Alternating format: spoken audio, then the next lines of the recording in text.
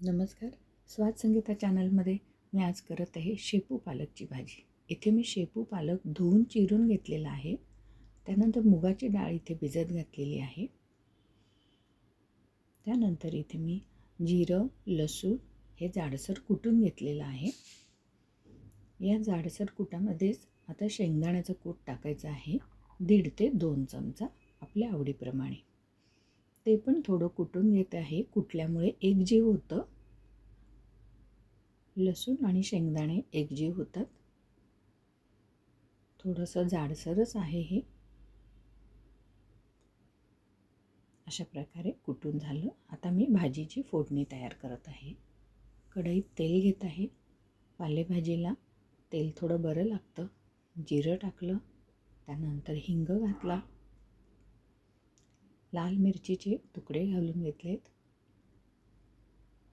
त्यानंतर हे वाटलेलं लसूण शेंगदाण्याचं कूट हे फोडणीमध्ये तळून घेत आहे. गॅसची फ्लेम लो ठेवायची आहे.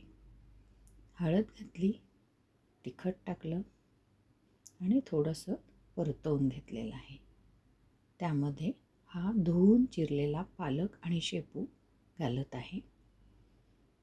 त्यानंतर ही भिजलेली मुगाची डाळ टाकत आहे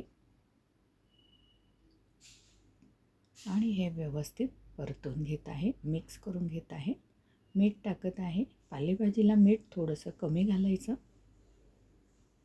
व्यवस्थित सारखं चाळून घेतलेलं आहे आणि 5 ते 10 मिनिट ही भाजी शिजू द्यायची. तिच्या अंगचंच पाणी सुटतं आणि भाजी 5 ते 10 मिनटामध्येच शिजते. अशा प्रकारे पालक आणि शेपू खूप जीवनसत्व आणि व्हिटॅमिन्सने भरलेला आहे. अशा प्रकारची आरोग्यदायी भाजी हिवाळ्यात खाल्लीच पाहिजे.